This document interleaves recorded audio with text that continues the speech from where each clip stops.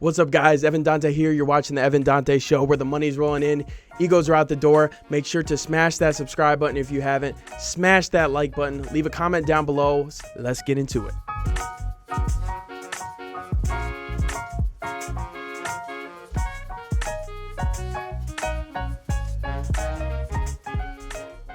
Have you ever thought about your number one expense? Well, if you're a homeowner or you rent and live on your own and no longer live with your parents, we all know that rent or your mortgage is normally your number one expense in most people's lives. And have you ever thought about if you could eliminate that expense, whether it be you have aspirations to start on an investment journey, or maybe you just want some extra money that you can spend towards a hobby? Well, today I'm going to show you guys house hacking, which is one of the most powerful strategies to set a foundation for your financial future.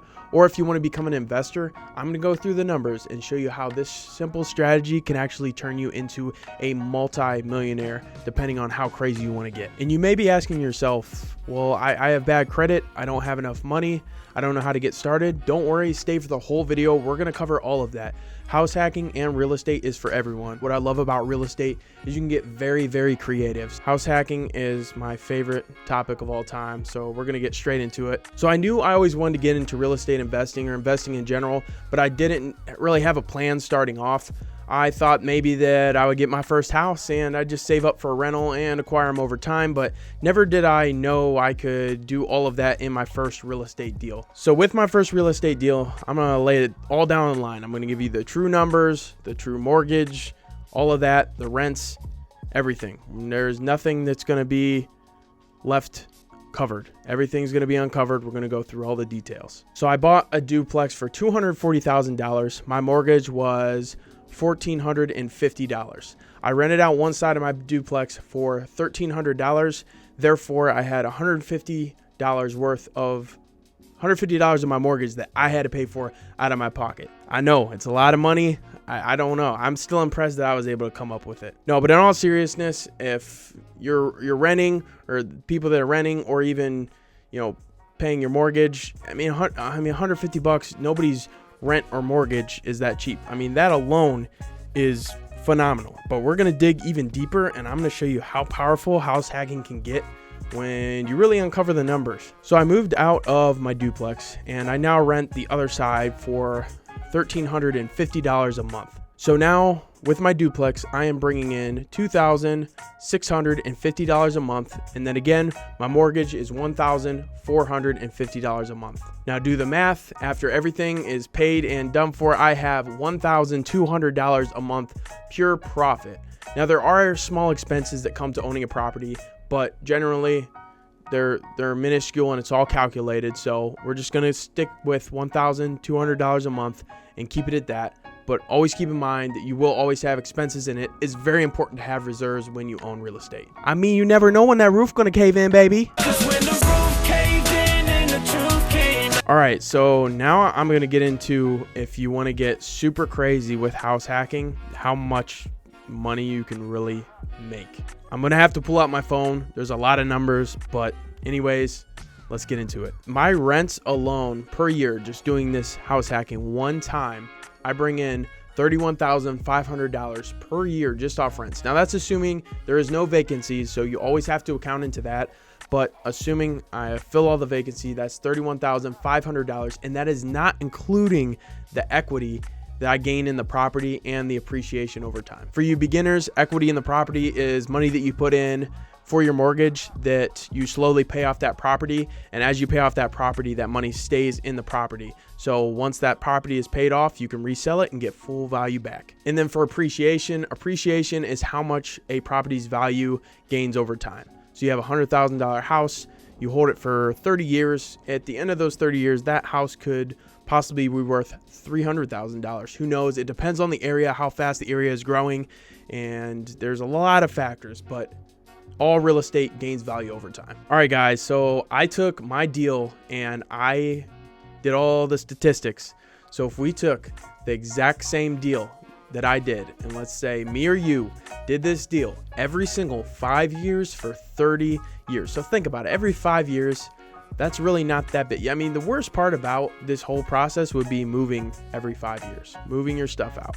But when I get into the numbers, I mean, it's kind of worth it. After 30 years doing this strategy every 5 years, you would be making $6,150 per month, every single month, paid to you in rents, profits. That's with the mortgage paid off and everything. And that's $53,400 a year. Moving every 5 years and doing this, not a huge deal. But let's say you want to ramp it up, and we're going to do this every 3 years for 30 years. So if you bought a duplex and did the house hacking method every 3 years for 30 years, you would be making $10,200 per month. That's $122,400 per year. So you're making 6 figures per year, and that's 6 figures per year, and that's doing this every 3 years for 30 years, which moving every 3 years is not terrible. At that point, you got the cash flow. You can afford to hire some movies. You're going to be able to hire some movers. Nobody wants to move their own stuff. Here we go. Pivot.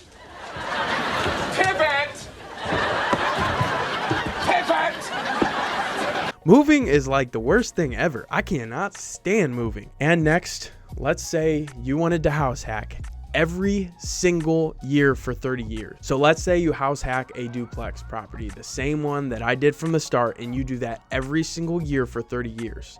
So when you buy a property and you live in it, you get a lower rate, 3.5%, and you have to live in it for a year. There are situations where that is not the case, but primarily you have to live in it a year before you can go out and get another conventional mortgage. You do this every single year for 30 years. At the end of that 30-year mark, so let's say you do this at age 20, okay? At age 50, you're in your prime, baby. You are in your prime. At age 50, you'd be making $76,700 a month. That is $920,400 per year. You're almost a millionaire. That is not even accounting all of the equity built up in those properties and how much real estate you own. And guess what? You know how much real estate you own? You know how much real estate you own if you go out right now, get a duplex, do that every single year for 30 years. I mean, that is grinding, I will say, but I'm just showing you all the levels. There's levels to this. After 30 years doing it every single year, you would own $7.2 million in real estate. 7.2. I mean, that is a no-brainer. And if you're not going to do it for 30 years, I get it. That's a lot. I don't even want to do it for 30 years. But do it a couple of times, you got that cash flow build up. And that cash flow, you can then use as income, and you can get approved for, higher loans, and get approved for loans. You can buy more real estate. So instead of having to move every single year and owner occupy, if you have an investment property, you have to primarily put down 25%. So you can put down 25% on a rental. That way you can just slowly acquire real estate, and you're good. You also could put that money into, for example, the stock market. If you didn't spend any of your money, you kept your cash flow, kept a little bit for reserves, you could build that money on top of the rent you're getting in.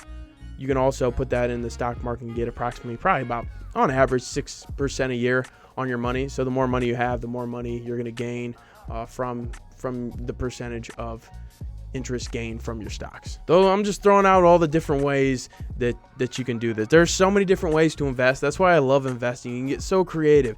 And now I have to talk about some of the creative ways that you can invest, okay? These are for the people out there that don't have a lot of money, that don't have the credit. We're going to get into all that. So like I said before, when you're buying an investment property, you have to put down primarily 25%.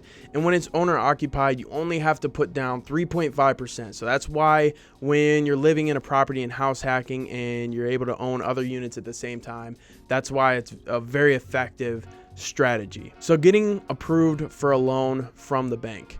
So banks want to see stability. So having a full-time job and stable income is key. You also don't want to have a lot of debt.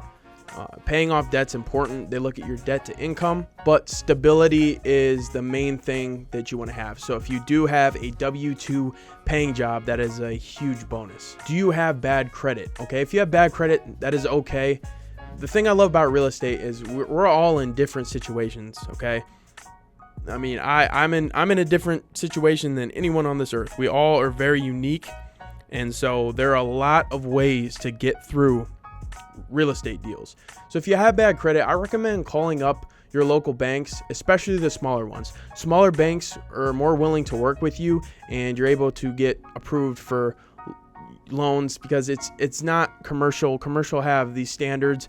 Smaller banks, call them up, talk to a loan officer, explain what you want to do, and just be honest. Say, I don't have the best credit. What can I do? Where's my credit need to be at? And just kind of get an idea, because a loan officer is going to give you the honest truth. They're going to want to help you as well, because that's bringing business to the bank. They want to loan you money. They just want to make sure you are going to be reliable enough when they're lending you that amount of money. So if you talk to a loan officer or a bank, or you just know that you don't have the credit to purchase a home, go on YouTube, go on the internet, and just search how to repair your credit. There are plenty of businesses out there as well that you can, hire to help repair your credit, and that's huge. And all you have to do is just have that will. You just gotta want it. You just gotta want it. You just got to want to repair that credit. And like I said, why I love real estate. Everybody's situation is unique, and some people got to get creative. Let's say you have no money, and let's say you've got awful credit, or one or the other, both. It does not matter. There's something amazing called owner finance deals. I will make a video where we get into a lot of detail on owner finance deals. But the basic rundown on owner finance deals is you find an owner of a property, you come to them, and you want to buy their property. It's off market, it's not listed. You can do this for listed properties as well. But if the market's anywhere of what it is now, they're most likely not going to do that, because the market's hot. Stuff goes. It's going cash offers or scooping up real estate off the market. So you find somebody that wants to sell their house. You come up with an owner finance contract. You guys will come up with a price that you will pay them every single month. They might come up with an interest rate, or it may be zero interest. That's what I love about owner finance, is you guys get together, you discuss what works for both of you guys, and you find a common ground that will work for both. So maybe you find a deal to where you're able to get a duplex, and you pay them $500 a month, and you can rent one side out for $800 a month. So you're already making $300 cash flow while living the other side of the property. I know that sounds too good to be true, but these deals happen all the time. I've worked off market and done off market deals with wholesaling. Wholesaling, another part of real estate that we will get into in another video, but constantly off-market properties are acquired, and it is actually easier to do than you would think. The reason you don't hear about it is because everybody is used to, not everybody, but most people are used to the traditional way of listing a property on the MLS. A realtor shows the property, you put in an offer, and everything's, out there for the public. Off-market property deals happen all the time, and investors, house flippers, all those types of investors acquire off-market property all the time. But I hope I helped you guys out and gave you guys just a new perspective of real estate. And if you already knew about house hacking, I hope you go out and do it if you haven't. If you're already doing it, I'd love to hear about your story. What was your first deal? What was your cash flow? What was your mortgage? I always love looking at new deals. All right, guys, so thank you for watching. Make sure to subscribe if you haven't. Leave a like on the video. It really does help out the channel. And make sure to leave a comment down below what you'd like to see. If you enjoyed the video, I love the comments, love replying. I'll reply to all. And if there was something you didn't understand, or something in real estate you have questions about or want me to make a video, leave it down below. I'll reply if I can help you out there. If not, I'll make a video on it. But until next time, guys, peace.